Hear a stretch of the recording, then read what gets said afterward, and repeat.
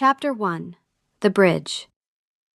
The bridge was worse than the report suggested, which honestly was fitting. Everything about coming back to Ridgecrest was turning out to be worse than the report suggested, and Nora had written most of those reports herself, in her head, on the drive up, in the version of this trip where she was a calm professional, doing a calm professional job, and not a 23-year-old woman with a cracked open chest, standing on ground that smelled like every memory she'd spent 5 years trying to outrun. The north truss was shot. She could see it from the deck, lateral displacement, rust blooming through the brackets like something alive. She crouched, ran her fingers along the joint. The metal was thinner than it should be. Stress fractures webbed out from the anchor point, in a pattern she'd seen 100 times on other structures. Predictable failure.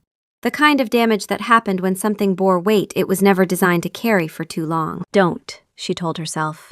Don't make it a metaphor. You're an engineer. It's a bridge. Measure the bridge. She pulled out her tape measure. Her hands were steady. Her hands were always steady. The rest of her was a different story, but hands she could control. Pine, cold granite, wood smoke, and underneath all of it, something her body recognized before her brain caught up. A scent so familiar it bypassed every wall she'd built and landed somewhere behind her sternum like a fist. Him. The word arrived without permission. Her nervous system was filing scent reports she had not requested, and the reports were getting increasingly editorial. Pine, noted. Granite, noted. Him, specifically. Stronger than before, with some kind of new authority layer that smelled like wood smoke and bad decisions. Noted, flagged, and formally objected to. Footstep on gravel, behind her. Heavy, deliberate, and so known to her that her spine straightened before she made the decision to react. She didn't turn around. You're standing on Packland. She knew the voice. 5 years since she'd heard that voice, and the first thing he chose to do with it was state a jurisdictional fact. He always did that. Even as a kid, Marcus Reed's first instinct when he didn't know what to feel was to say something factual and hope the emotion would sort itself out in the background.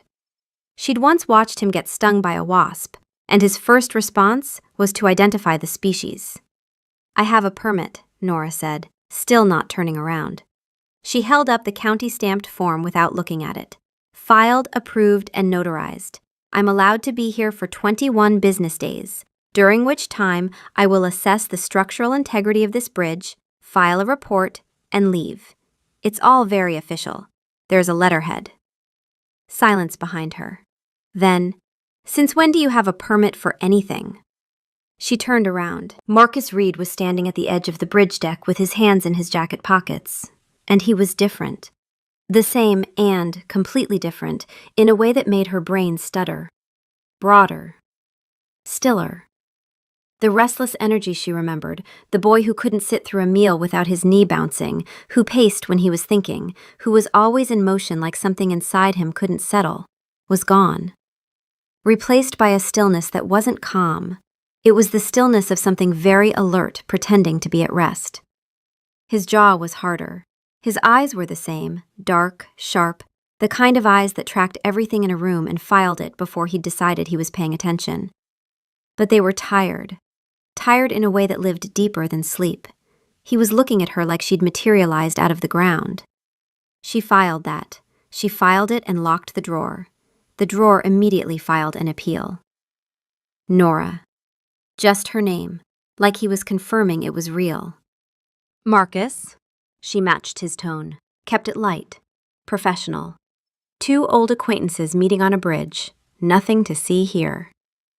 You look present. Present? Alive, upright, here. All things I wasn't sure about, so good to confirm. Something shifted in his expression, too fast to read. You weren't sure I was alive? I wasn't sure about a lot of things. I try not to make assumptions. It's an engineering principle. He took a step onto the bridge. Threat assessment, the wolf part of her brain reported crisply. Subject, Marcus Reed. Classification, not a threat. Subcategory, enormous problem. Recommended action? Closer. She told her wolf that closer was not a recommended action. It was a terrible idea with no structural basis, and her wolf responded with the neurological equivalent of a shrug. An engineering principle, he repeated. We assess, we don't assume. The bridge might be fine. The bridge might collapse. We measure and find out. She gestured at the truss she'd been examining. The bridge is not fine, by the way, but I'll put that in the report. He was closer now.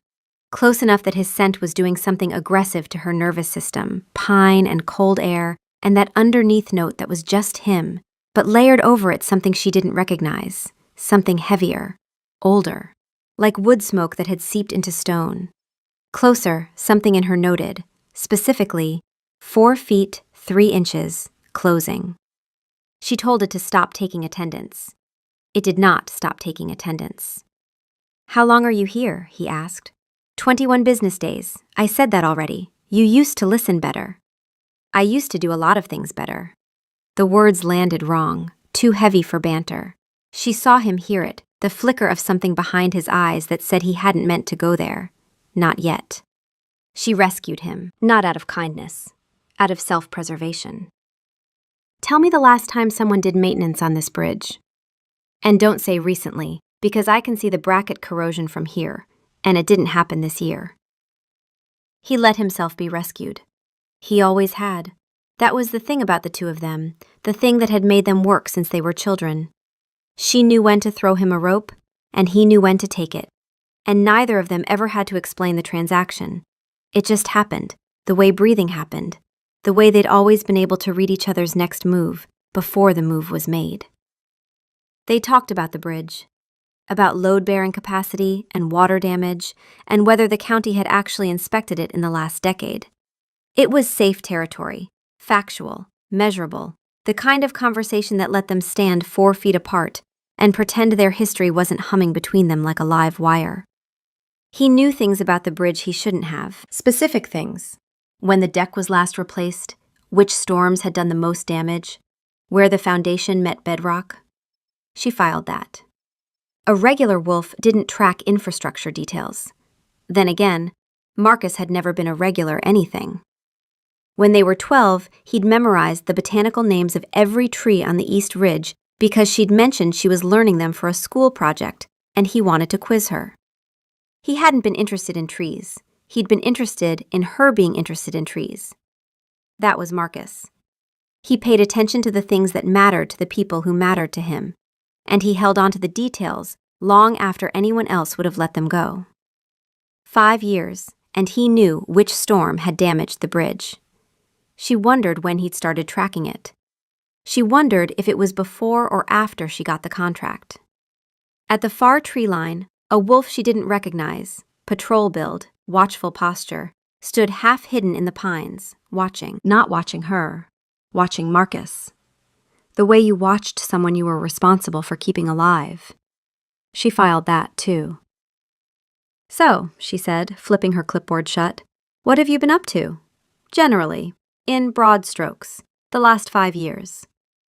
Marcus looked at her for a beat too long. Keeping busy? The patrol wolf at the tree line made a sound that might have been a cough. The motel was called the Pine Lodge, which was generous on both counts.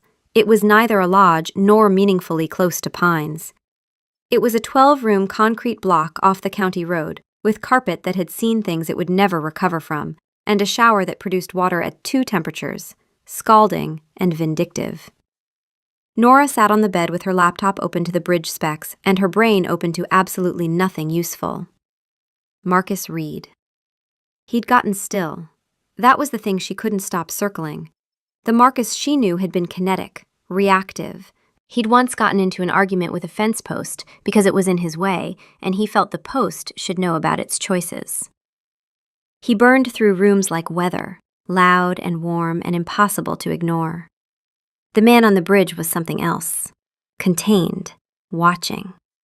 He'd stood there with his hands in his pockets, and she'd had the irrational sense that he was listening to the forest behind him, the bridge under him, and her heartbeat all at the same time, and that he was sorting all of it into some internal system she didn't have access to.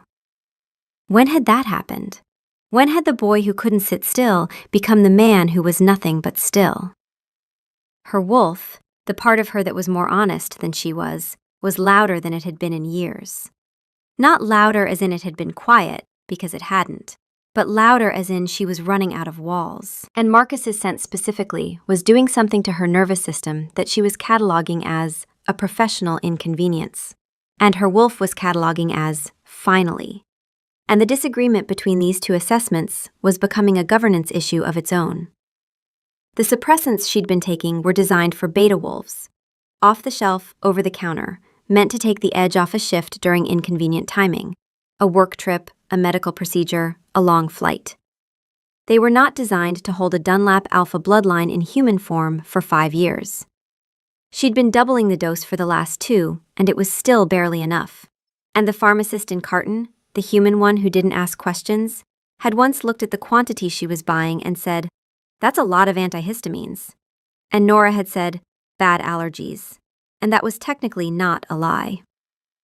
"We're here for a bridge," she told herself, told the wolf. The wolf part of her brain considered this statement, ran it against the available evidence, and returned a one-word finding: liar. She didn't dignify it with a response. Chapter 2. The King. She didn't expect. The pack house smelled like garlic and an argument. Both were standard. Marcus walked through the side door and into the kitchen, where 2 wolves whose names he was not going to use in front of witnesses were having a loud, passionate disagreement about whether chicken thighs needed to be brined for 4 hours or overnight. There was raw chicken on the counter. There was brine on the floor. There was a level of emotional investment in poultry preparation that he, as Alpha King, refused to adjudicate. "Figure it out or order pizza," he said, passing through. "Alpha, the brining question is not a governance issue." He kept walking. Through the hallway that smelled like boot leather and dog shampoo, the pack's one golden retriever, who was not a wolf and was not impressed by any of them. Past the common room where 3 wolves were watching a home renovation show with the focus and analytical intensity of military strategists. Into the back study that was technically his office and practically the only room in the house where he could close a door. The part of him that ran perimeter, that mapped every room by exits before he decided to enter it, that tracked the location of every wolf in the house by scent and footfall, that had been doing this continuously and without pause since the night he became Alpha, noted that the east-facing window was unlatched. He latched it without thinking about it. He didn't think about it the way he didn't think about breathing. The territory was his nervous system. Every unlocked window, every unfamiliar scent on the border, every shift in the patrol rotation registered as sensation, not information. The same system also noted, with completely unnecessary specificity, that Nora Dunlap was currently at the Pine Lodge Motel, room 7, and that she had not left the territory. He had not asked for this update. He was receiving it anyway. He didn't close the door. Tess was already in it. Tess Carver was leaning against his desk with a mug of coffee that she had definitely made from his private supply, reading a Border Patrol report with the expression of someone who found other people's problems mildly entertaining. She looked up when he walked in, looked at him for exactly 2 seconds, put the report down. "You smell like you've been standing very still for a long time." "I was standing on a bridge." "Was the bridge interesting?" "It has structural deficiencies." "Sure. And the structural engineer on the bridge?" Marcus walked past her, took the coffee out of her hand, drank from it, and set it back down. "Tess." "Marcus." "Don't." "I didn't say anything. I made an observation about infrastructure." She reclaimed her coffee. "You've been making that face for the last 6 hours, by the way. The one where you look like someone hit you very hard in a place that doesn't bruise." "I don't have a face." "You have several. This is the worst one." A younger wolf, Beckett, 19, newly assigned to council liaison duties primarily because he was the only wolf under 25 who could sit through a meeting without audibly sighing, appeared in the doorway. "Alpha, there's a dispute on the southern boundary. The Carver Patrol says the fence line moved. The Dunlap survey from last year says it didn't." Marcus looked at Tess. "Your family or your patrol?" "Both, technically. I've recused myself on the grounds that I find the whole thing hilarious. Marcus took the report from Beckett, scanned it, and made 2 decisions in under 10 seconds that would take the council 3 hours to ratify. Beckett nodded and left. Tess watched all of this with a particular expression she reserved for moments when Marcus was very good at his job and very bad at everything else.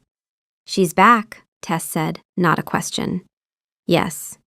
"You going to tell her?" "Tell her what?" Tess gestured broadly at the room, at the desk, at the reports stacked 3 inches deep, at the entirety of his life. "Any of it. All of it. The part where you're king, the part where Hargrove's gone, the part where you spent a year tracking her scent across 4 territories. I'm handling it. You're standing in the kitchen holding a mug you haven't poured coffee into." Marcus looked down. He was, in fact, holding an empty mug. He couldn't remember picking it up. What he could remember was her scent on the bridge. Underneath the suppressant chemicals and distance and time, still her. 5 years, and she still smelled like the first day of summer, and every part of him that ran on instinct had been screaming, "Stay. Make her stay." He'd told that part of himself to run the perimeter. It had responded by running the perimeter and also making suggestions. The most recent one involved showing up at the motel with coffee. The one before that involved standing outside without coffee like a psychopath. "I'm going to handle it," he said, with slightly less conviction. Tess nodded. "I'll be here, watching." He brought her coffee on the 3rd day. His wolf had been tracking her rental car the way it tracked territorial incursions. Every morning it hadn't moved was filed as a tactical victory. The tally was at 3. Nora took the coffee without commenting on the fact that he'd brought it. She commented on everything else. "This is a load-bearing wall situation," she said, pointing at the support column she'd been examining. Her hard hat was pushed back on her head at an angle that made her look like a construction worker in a movie about construction workers who were secretly much more interesting than their jobs suggested. "The column is taking weight it wasn't designed for because the lateral bracing failed, probably 3-4 years ago. So the load redistributed, and now this one column is doing the work of 3. Can it be fixed?" Everything can be fixed. The question is whether you fix the column or rebuild the bracing. If you just reinforce the column without addressing the lateral failure, you're shoring up the thing that's compensating instead of fixing the thing that broke. She took a drink of coffee, paused, and looked at the cup. "This is good." "Don't sound so surprised." "I'm not surprised. I'm noting it, for the record." She went back to her measurements. "Hand me the caliper. It's in the—" "Yes, that one."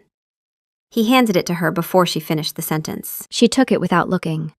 Their fingers didn't touch, but the gap between his hand and hers was about a 1/4 inch, and he could feel the warmth of her skin across that 1/4 inch like a current. They'd done this 1,000 times in different contexts, handing each other tools, finishing movements, anticipating the next step in a sequence they'd learned together so long ago it was muscle memory.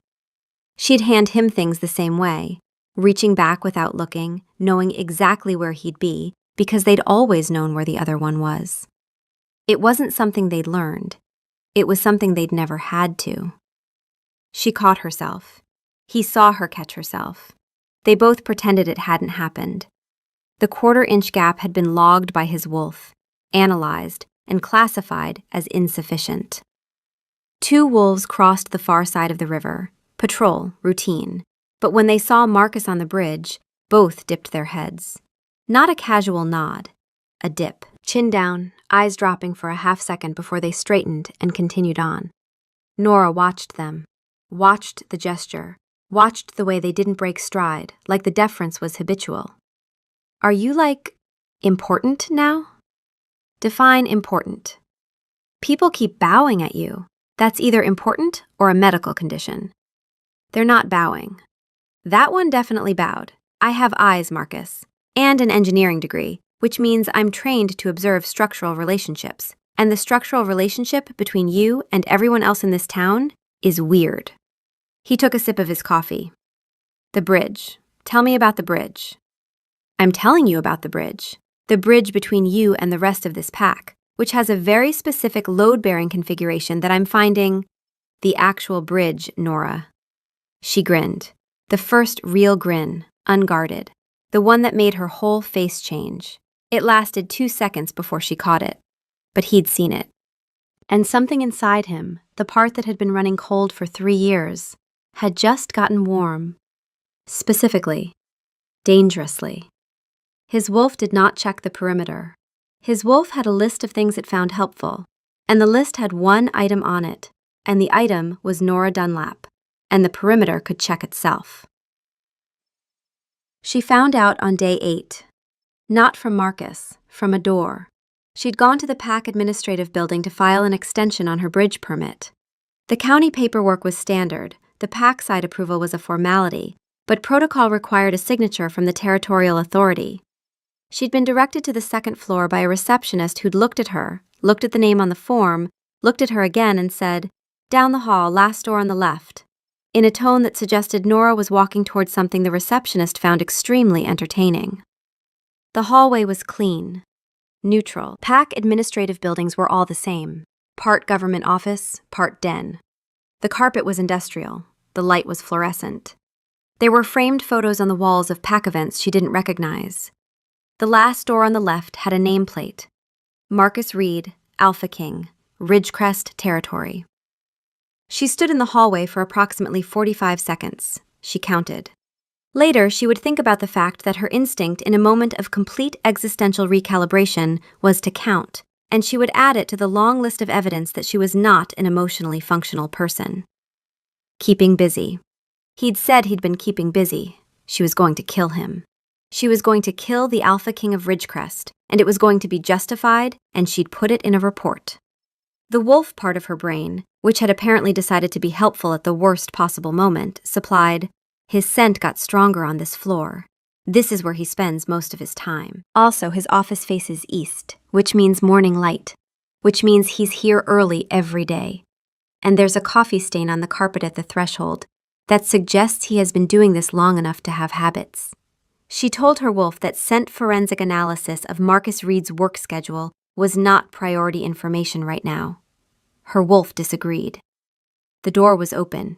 He was inside, at a desk, with paperwork. Actual paperwork. Stacked, flagged, organized in a system that looked like it had been designed by someone who'd had to invent administrative processes from scratch because no one had taught him how. And she knew, instantly, with the bone-deep certainty of someone who had watched this boy try to organize his school binder for 12 years, that he had taught himself this system. She could see him in it. The color-coded tabs were the same system he'd used for his history notes in 9th grade, the ones she'd helped him set up because his previous system was one pile. There were 3 other wolves in the room, council members by their bearing. They were mid-discussion about something involving eastern border access and water rights. They stopped when Nora appeared in the doorway. Marcus looked up. His face went through several expressions in rapid succession, settling on a version of calm that was visibly costing him. "You're the Alpha King," Nora said. The council members looked at Marcus. Marcus looked at Nora. "Yes." "You," she pointed at him. "Marcus Reed." "Yes." "The kid who once got his head stuck in a fence?" One of the council members made a sound. Marcus's jaw tightened. That was one time, and the fence was structurally compromised. "You were 8. There was no structural compromise.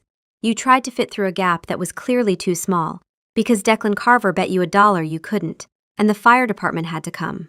I was there. I handed them the bolt cutters. You cried." "I did not cry." "You cried, Marcus. I held your hand while they cut the fence. You were shaking. You owe me $1 because Declan never paid up, and I consider it transferred debt." "Nora, you're the Alpha King. Can we—" He glanced at the council members, who were displaying varying degrees of poorly concealed delight. "Can we discuss this somewhere?" No, I don't think we can discuss this somewhere else. I think we need to discuss this right here, in your office, which has your name on it, next to the words Alpha King, which is a thing you apparently are and did not think to mention during the 3 separate conversations we've had this week, one of which lasted over an hour, during which you said, and I'm quoting directly, that you'd been keeping busy. "I have been keeping busy." "Marcus!" She wasn't shouting. She was doing something worse. She was laughing and furious at the same time, and her voice was doing the thing where it went up at the end, like she was asking a question she already knew the answer to and found the answer personally offensive. He knew that voice. He'd known that voice since she was 7, and he'd accidentally broken her science project and tried to fix it with tape before she noticed. She'd done this exact thing, the laugh, fury, the rising pitch, and he'd known then, at 7, that this was the sound of someone who loved you, being appalled by your choices. The eldest council member, a gray-haired woman named Alderton, who had served under 2 kings and was clearly prepared to enjoy the third's discomfort, stood up. "We'll reconvene in an hour, Alpha." She nodded to Nora on the way out. The nod carried respect and about 30 years of pack political amusement. The door closed. They were alone. Nora sat in the chair across from his desk.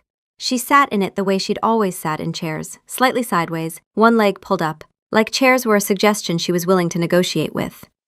He'd seen her sit in 1,000 chairs like this. School chairs, camp chairs, the big rock on the ridge that wasn't a chair, but she sat in it like one anyway. She folded herself into furniture the way other people folded themselves into conversation, with specific opinions about the terms. "Start talking," she said. Chapter 3. What He Became. He gave her the shape. Not everything, she could see him selecting, deciding what to include and what to hold back, and she could see it costing him. Marcus had never been a good liar. His face did the thing where the muscles around his eyes tightened when he was leaving something out, and she'd been reading that face since she was 6 years old. She knew every tell he had.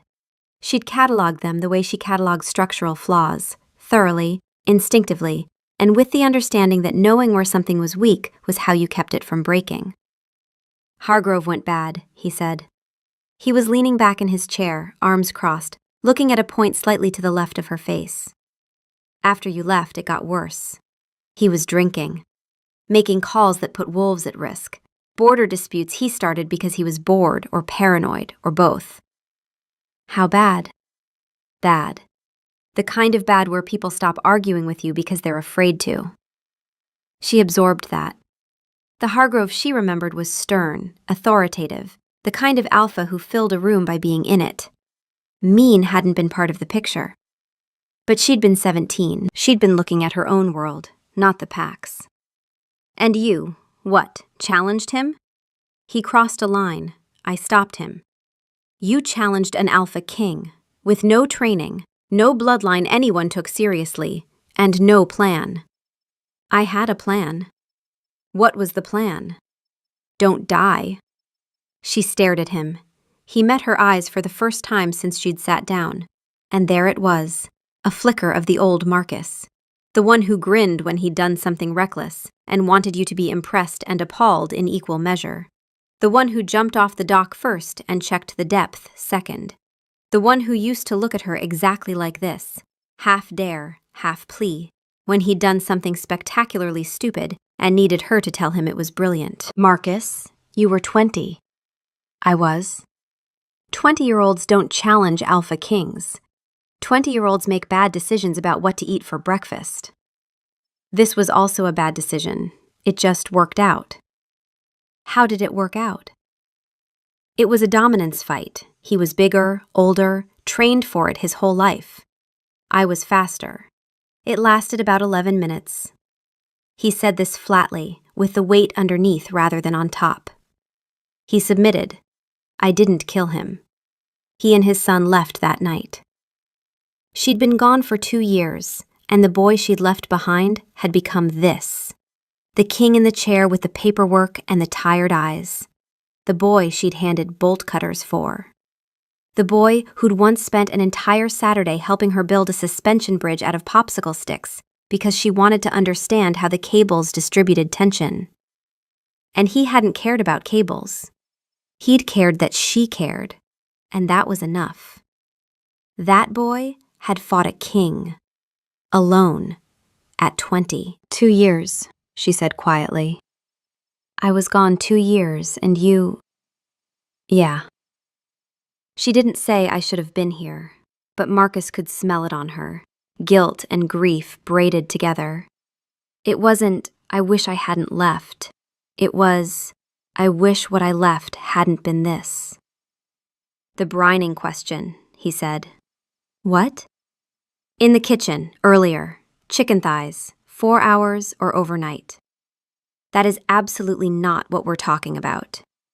Overnight. The answer is overnight.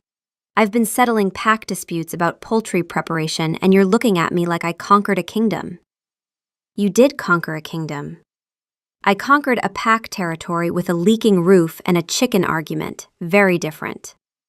She almost laughed. Almost. The laugh was right there, pressing against the back of her teeth, and she could feel how easy it would be to let it out and let the conversation become what they were both good at. Funny, fast, two people who'd never needed more than a beat to find each other's rhythm. That was the dangerous thing about Marcus.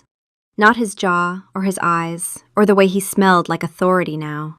The dangerous thing was that he was still funny in exactly the way she was funny, dry and deflective and a little mean. And when they got going, they were a single instrument playing two parts, and 5 years apart hadn't changed the key.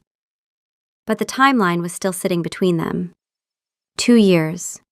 What happened that was bad enough to make Marcus Reed, who she'd last seen as a boy with a temper and no rank, walk into a council chamber and bet his life? She'd ask, later, when she was ready for the answer. He didn't plan to take her to the ridge. It happened the way things with Nora always happened, through a series of escalating decisions that each seemed reasonable in isolation and were collectively insane. This was how they'd always worked. A conversation that started about homework and ended with them building a catapult, a walk to the store that turned into a 4-hour hike because one of them said, "What's up that trail?" and the other one said, "Let's find out." They had never been able to do anything small together. Every interaction expanded to fill the space between them, and the space between them had always been enormous. She'd mentioned she hadn't seen the overlook since she came back. He'd said it was still there. She'd said obviously it was still there. It was a geological formation. It wasn't going to leave. He'd said she could go see for herself. She'd said she didn't remember the trail. He'd said he could show her. And then they were walking up the east slope in late afternoon light, and the forest smelled like home in a way that was making Nora's suppression feel like holding a door closed against a flood. They fell into step without deciding to. Left foot, right foot. The same rhythm, the same pace. She'd filed this phenomenon under interesting but not relevant to my life years ago, and then spent 5 years in Portland walking out of step with everyone she met. The overlook hadn't changed. The same granite shelf jutting out over the valley, the same view of the river cutting through the pines, the same sky that went orange and copper in the last hour of daylight. They'd sat here 100 times as kids, 1,000. This was the place where every important conversation had happened, and every unimportant one, too.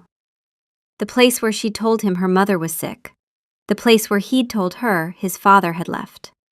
The place where they'd sat in silence after her mother's funeral, except he hadn't come to the funeral, and she'd sat here alone, and that was the last time she'd been on this rock.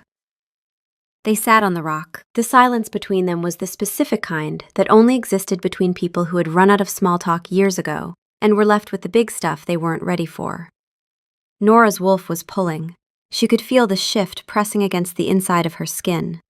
She hadn't shifted in 5 years, and her body was staging a quiet revolt. Her night vision had sharpened without her permission.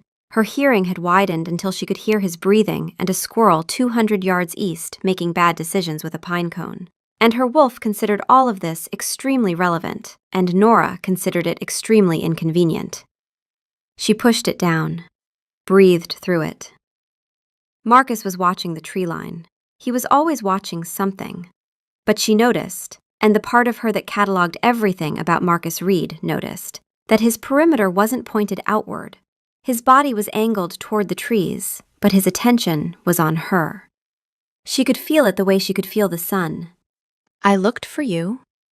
Nora went still. Not performative stillness, the real kind, where the body stops because the mind needs all available resources. "After you left," he said. He wasn't looking at her. He was looking at the tree line, like the trees might have an opinion about this. "I tracked your scent to the eastern border, lost it at the highway. She didn't say anything. I went to the neighboring packs, asked if a lone wolf had come through. I went east for 2 weeks, came back, went south.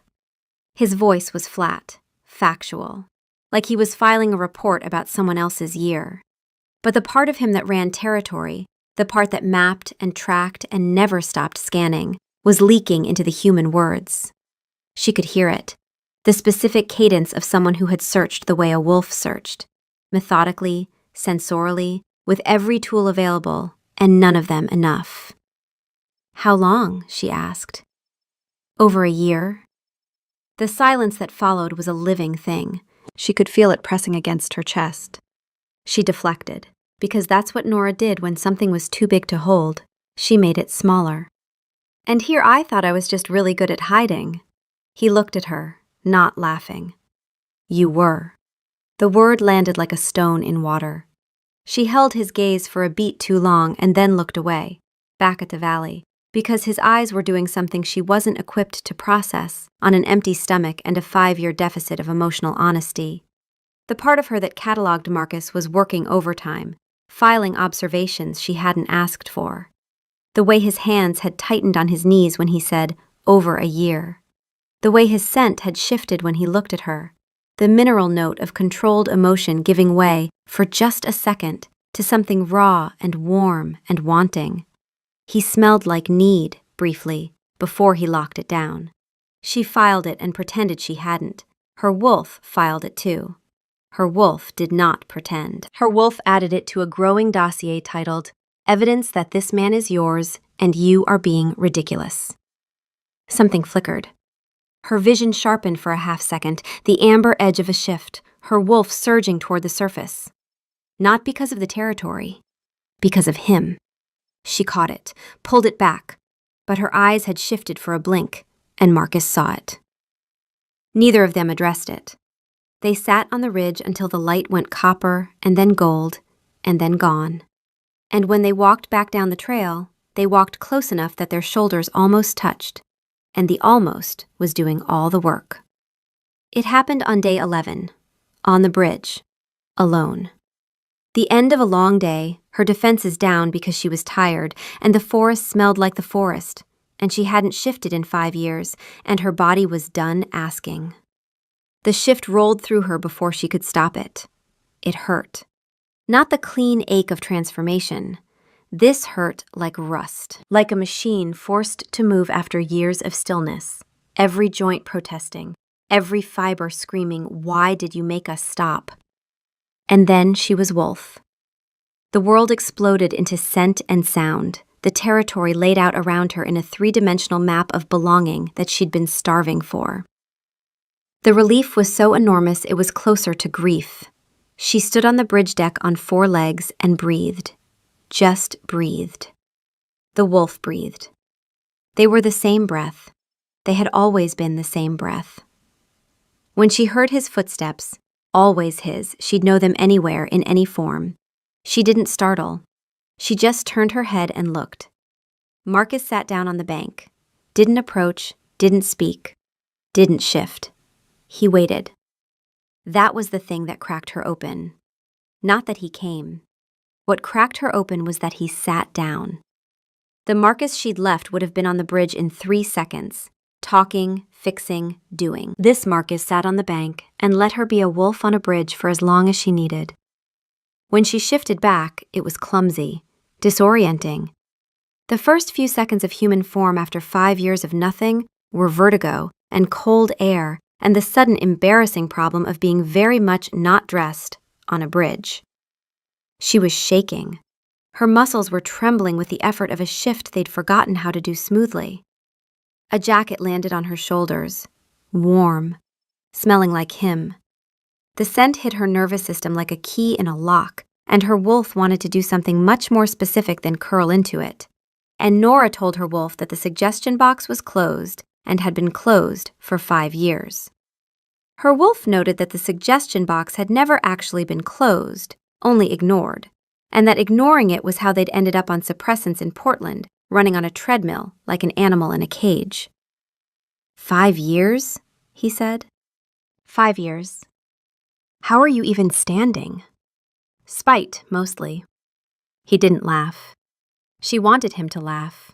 She wanted the banter back, the shield, the comfortable rhythm of two people who communicated best when they were being slightly terrible to each other. Instead, he said, "You're going to need to shift again. Soon. Tonight. Your body can't go from 5 years of nothing to one shift and then back to nothing. I know what I'll do. I'm a wolf, Marcus. I know how it works." Then why? He stopped, breathed, started again with something more careful. "You're on pack territory. You can run the ridge. No one will bother you." "Is that an order from the Alpha King?" "It's an offer. From me." The distinction landed. From me, not the king, not the Alpha. Me, Marcus, the boy who'd held her hand while they cut a fence off his head. The boy who'd learned every tree on the ridge because she'd been interested in trees. The distinction between that person and the king was the only distinction that mattered, and he'd just drawn the line where she needed it drawn. She pulled his jacket tighter. "I'll think about it, Nora. I'll think about it." He let it go. He let it go the way she was learning he let things go now. Not dropping them, just setting them down somewhere he could find them again. The boy she'd known had pushed. The man was learning when to hold still.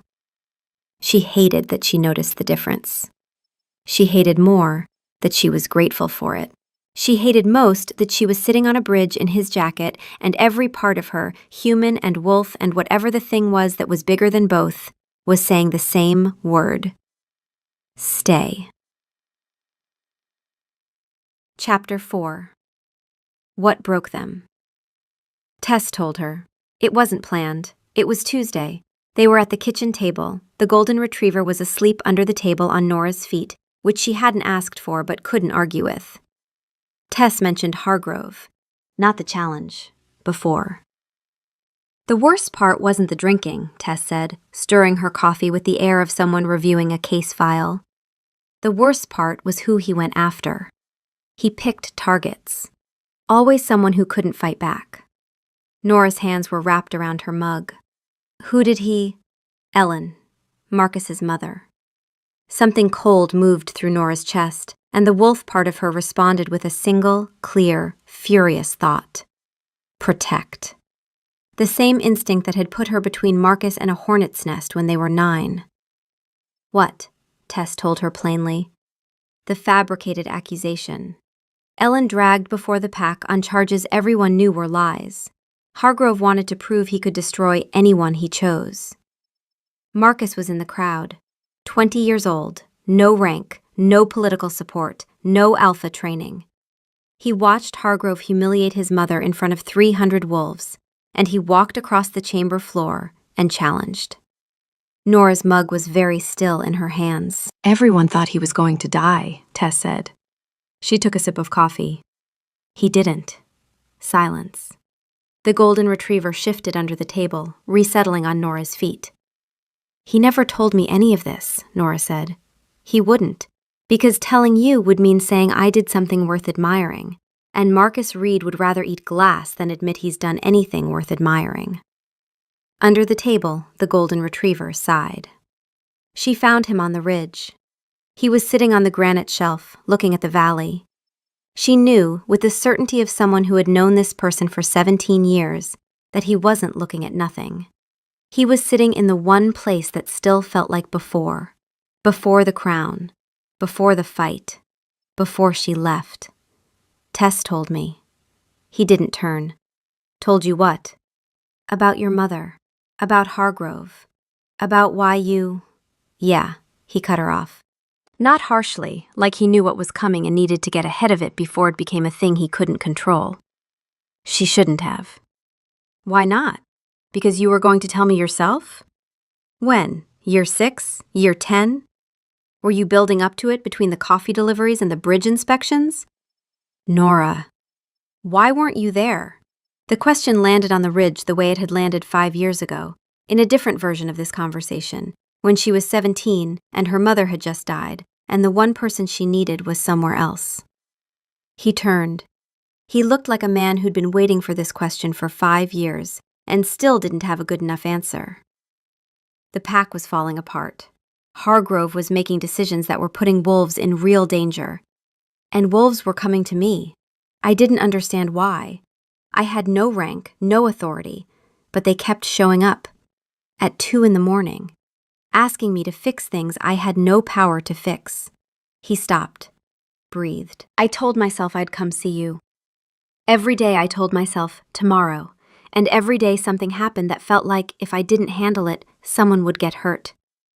I was 19, and I didn't know how to hold both things. I thought I had time. I thought your mom would get better, and I'd come and explain, and you'd be angry for a while, and then we'd be okay. I wasn't angry for a while, Marcus. I was destroyed. I know. My mother died. I buried her. I stood at her grave, and the one person I needed, the only person, wasn't there. And then you showed up after, and I asked you where you were, and you said... She stopped. The memory had a physical texture, the taste of grief and the sound of his voice, saying words that had taken root in her like shrapnel. I said you didn't understand what was happening with the pack, Marcus said, very quiet. I said I had things I had to deal with. You said it like she was less important. Like my mother dying was an inconvenience that happened while real things were going on. I know you didn't mean it. I've known that for years. That's not the point. The point is, you said it. And I was holding my dead mother's memory in my hands, and you put the pack above me. And I broke. Silence on the ridge. The wind moved through the pines. The valley was dark below them. You're right, he said. About all of it. I chose the pack over you. I didn't know I was doing it, but I was. And I told myself it was because the situation was bigger than both of us. And that was true. And it didn't matter, because you needed me and I wasn't there. He paused. I have thought about that every single day for 5 years. She believed him. She could smell it on him.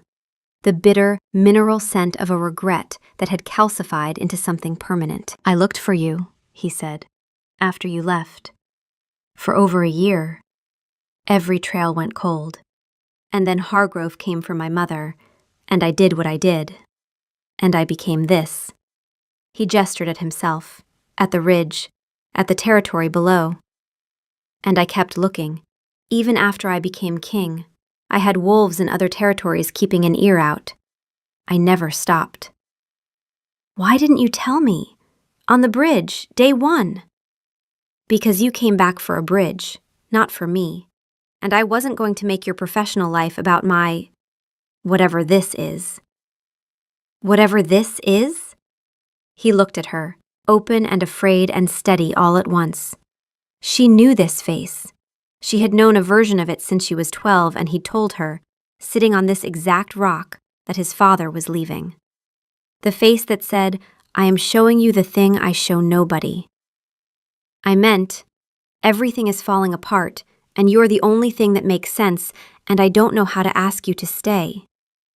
The words hung on the ridge between them. Nora felt them settle into the spaces between her ribs. She didn't forgive him. Not with words, not in this scene, not in a neat exchange that tied the wound closed. You didn't tie closed something that had been open for 5 years in one conversation on a rock. But she reached over and put her hand on his arm, briefly, just long enough for the touch to register, her palm on his jacket sleeve, the warmth of her hand through the fabric. And the moment she touched him, every scent sensor in her body fired at once.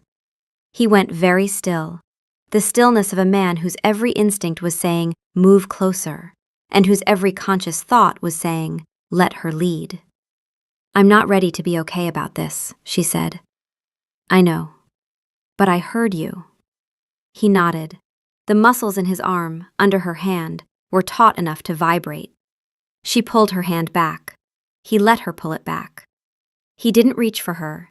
He didn't try to extend the contact. He let her set the terms, and the part of her that had been waiting 5 years for him to earn something recognized that he had just earned something. They sat on the ridge, not touching, not talking, breathing the same air in the same place where everything had broken 5 years ago, and where nothing was fixed yet, and where the fact that they were both still here was, for now, enough. Chapter 5. What he did when she wasn't watching. The report was done. The North Truss was unsalvageable. The bridge in its current state was carrying load it couldn't sustain, and Nora's professional recommendation was a controlled partial teardown and rebuild. The Pack Council didn't like it. Nora wasn't in the council meeting. She didn't need to be, Tess told her about it later, with the specific relish of someone who had watched a room full of political animals run into a wall they couldn't negotiate with. Alderton said the bridge is a boundary marker. Condemning it sends a message to the neighboring territories that we can't maintain our infrastructure. Beckett, the kid, the liaison, he suggested you might be persuaded to, and I'm quoting, adjust the findings to reflect a more optimistic structural assessment. I think he meant fudge the numbers. He wants me to falsify an engineering report. He's 19. He thinks engineering reports are adjustable. What did Marcus say? Tess smiled. It was the smile she saved for moments when Marcus did something that confirmed her long-held suspicion that he was the best alpha Ridgecrest had ever had and would die before admitting it. He said, "The report stands. Nora Dunlap's professional findings are not a pack governance question. The bridge gets fixed the way her report says it gets fixed. And if anyone in this room has a structural engineering degree they'd like to present as a counter-argument, I'll hear it. Otherwise, we're done." Nora sat with that. He'd backed her. Fully, publicly, in front of the council. Not because of their history, because her work was good and her findings were right. And he was the kind of leader who didn't override expertise for politics. He'd made it about her competence, not about her, not about them. And that was the thing that undid her. Not a declaration, not a grand gesture. The fact that he knew her well enough to know that what would move her wasn't romance. It was respect. It was someone saying, your work matters. Your judgment is sound. I trust your expertise more than my counsel's comfort. He knew that because he'd known her since she was 6 years old, and he'd watched her care about getting things right for 17 years. He knew what mattered to her, and he'd chosen to honor it publicly. And the part of her that was Wolf, the honest part, the part that cut through every justification and every defense and every carefully maintained professional distance, said, "This is what it looks like when someone loves you in a way you can trust." She told that part to be quiet. It was not quiet. It had been quiet for 5 years, and it was done being quiet. And the thing that had broken the silence was not a declaration of love or a moonlit confession, but a man in a meeting room saying, "The report stands." And her Wolf thought, this was the most attractive thing that had ever happened in the history of the species. And Nora was going to have to live with that information. "You've got it bad," Tess observed. "Shut up." "I'm just noting it, for the record, the same way you note structural deficiencies." "I said shut up, Tess." Tess sipped her coffee. The golden retriever sighed under the table. She found the maps in his desk drawer. She'd been using his office because the Pack House had better coffee than the motel, a fact she attributed to having loudly criticized the Pack House coffee until someone bought better beans out of self-defense. Marcus was in a meeting. She needed a pen. The drawer was open. She reached for a pen and saw the edges of folded paper. Maps. Hand-drawn, some of them. Others printed and annotated in Marcus's handwriting. Tight. Angular, the penmanship of someone writing fast and thinking faster. She knew his handwriting. She'd known it since 3rd grade when it was round and terrible. She'd watched it change through middle school, through high school, getting tighter and more controlled, mirroring the person. And here it was, tight and angular and covering maps in red ink. Territorial maps of the mountain region with routes marked in red, dead ends crossed out, notes in the margins. Eastern border, scent trail ends at highway, lost. Went to Cedar Falls Pack, no lone wolves registered, dead end. South trail, 3 days, nothing. She's masking, suppressants from somewhere. Can't track through the chemical, checked border pharmacies, 6 of them carry suppressants. None remember her. The notes went on, months of them. The handwriting got tighter as the entries went on, more abbreviated, less hopeful, but no less persistent. She could see his frustration in the pressure of the pen, in the way the dead ends were crossed out with single hard lines at first, and then, later, with the lighter hand of someone who was getting used to dead ends, but refusing to stop. Nora sat in Marcus's chair and held the maps and looked at a year of his life spent looking for her. He'd searched for her the way a wolf searches for its pack, with the biological certainty that the absence is wrong and must be corrected, no matter how long it takes. He found her there, walked into his office with a stack of patrol reports, and stopped in the doorway when he saw what she was holding. Neither of them spoke for a moment. "You kept these," she said. "I kept everything." "Marcus, there are months of—" "Yeah." She looked at the maps, at the dead ends crossed out and re-examined and crossed out again, at the notes that got shorter and more desperate and never stopped. "You went to Cedar Falls, and White Ridge, and the territories past the Southern Valley, and a few places I technically wasn't supposed to go without diplomatic clearance. You broke territorial protocol. Several times." She put the maps down on the desk, carefully, the way she handled things that were structurally important. She didn't look at him. She was looking at the desk, at his handwriting, at the year of searching documented in red ink and frustration. "I bought the suppressants in Carton," she said. "Small town, border pharmacy. The pharmacist was human. She didn't ask why." "Carton." His voice was flat. "I went through Carton. I checked the pharmacies in Carton. I paid cash, gave a fake name." Silence. "Of course you did," he said. And there was something in his voice. Exasperation, and admiration, and grief braided together, that sounded more like the boy she remembered than anything she'd heard since she came back.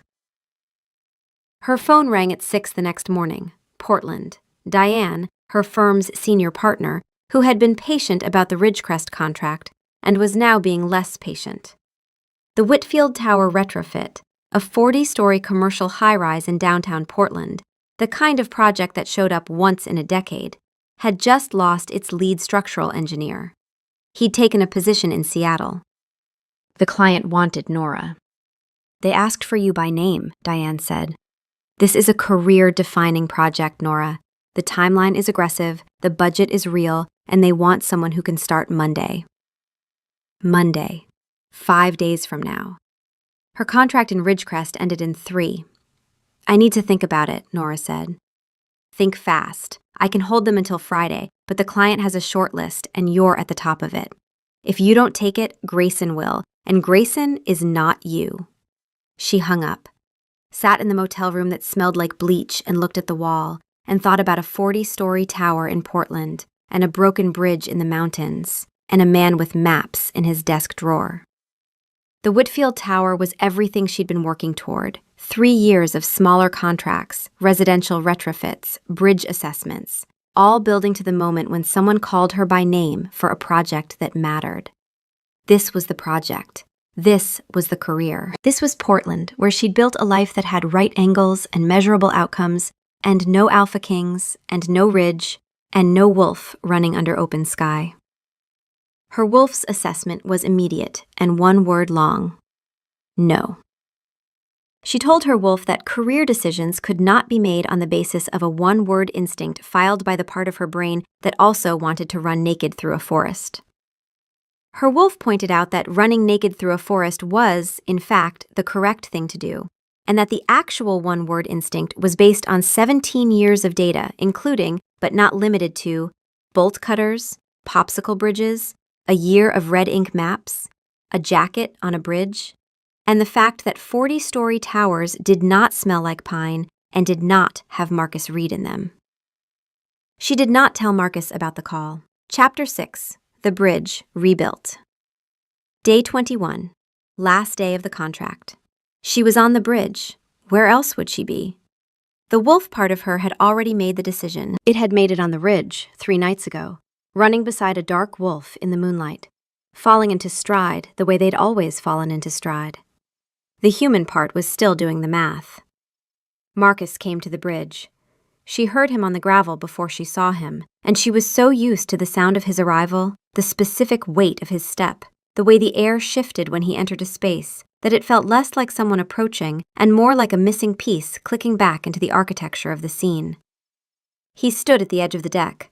She was sitting on the railing with her clipboard, which was technically a safety violation she was choosing to overlook. "Last day," he said. "Last day." He was quiet for a moment. She could see him constructing the sentence, choosing words, discarding them, trying to find the version that was true without being manipulative. She knew this process. She'd watched him construct sentences for 17 years. The first draft was always too much. The second was too little.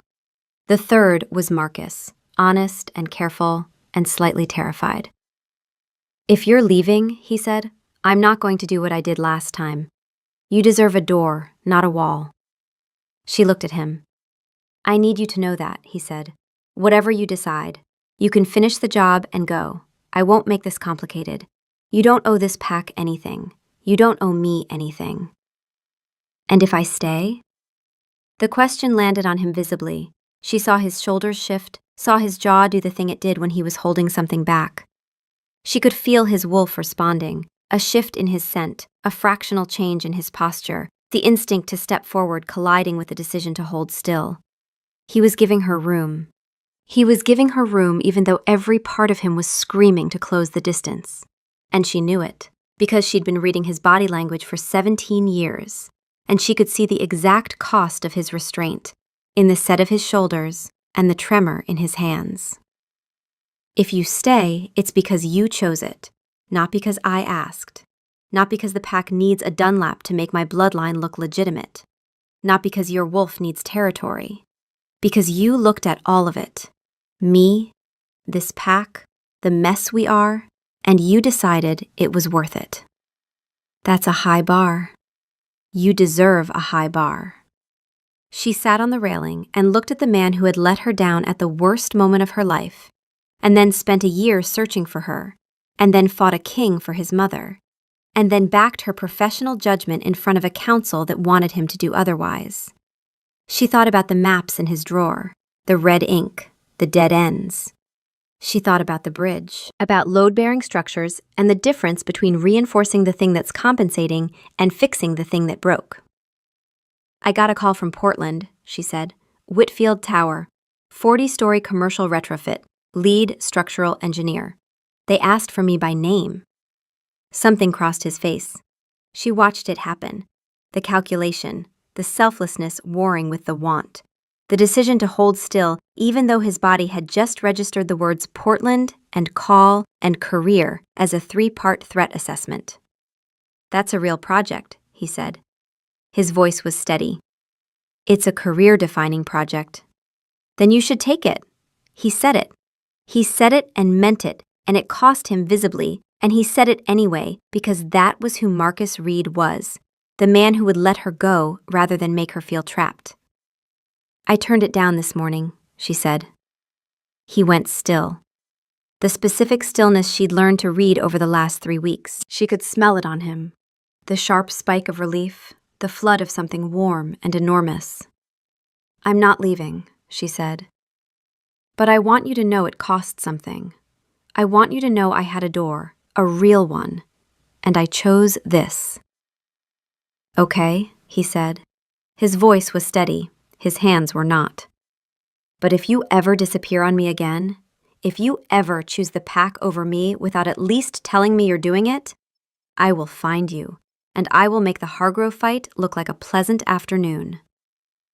"I believe you." "You should.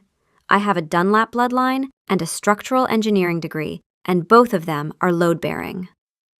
He laughed, short and surprised, and it cracked his face open. The real laugh, the one that reached his eyes and made him look like the boy who used to dare her to jump off the dock. Him. Always him. 2 bodies, 1 soul. The same way it had been since they were 6 years old, and she'd handed him a bolt cutter, and he'd handed her his whole heart. And neither of them had ever really taken it back. The bridge, 6 weeks later, under repair. Nora was on site because the county had extended her contract to oversee the rebuild. She was good at yelling at contractors. She'd discovered this about herself. The ability to make a grown man rethink his approach to rebar placement through the sheer force of a look she'd learned from Tess. Marcus was on the bank. He was reading a territory report. He was not reading a territory report.